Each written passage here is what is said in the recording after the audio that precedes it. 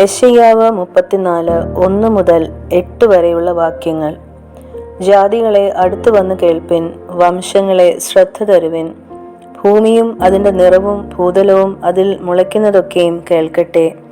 യഹോവയ്ക്ക് സകല ജാതികളോടും കോപവും അവരുടെ സർവ്വസൈന്യത്തോടും ക്രോധവുമുണ്ട്. അവൻ അവരെ ശപഥാർപ്പിതമായി കൊലയ്ക്ക് ഏൽപ്പിച്ചിരിക്കുന്നു. അവരുടെ ഹതന്മാരെ എറിഞ്ഞുകളയും. അവരുടെ ശവങ്ങളിൽ നിന്ന് നാറ്റം പുറപ്പെടും. അവരുടെ രക്തം കൊണ്ട് മലകൾ ഒഴുകിപ്പോകും.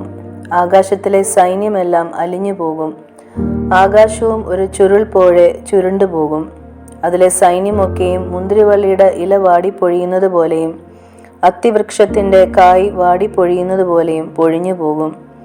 എൻ്റെ വാൾ സ്വർഗത്തിൽ ലഹരിച്ചിരിക്കുന്നു. അത് ഏദോമിന്മേലും എൻ്റെ ശപഥാർപ്പിത ജാതിയുടെ മേലും ന്യായവിധിക്കായി ഇറങ്ങിവരും. യഹോവയുടെ വാൾ രക്തം പുരണ്ടും കൊഴുപ്പ് പുതഞ്ഞും ഇരിക്കുന്നു.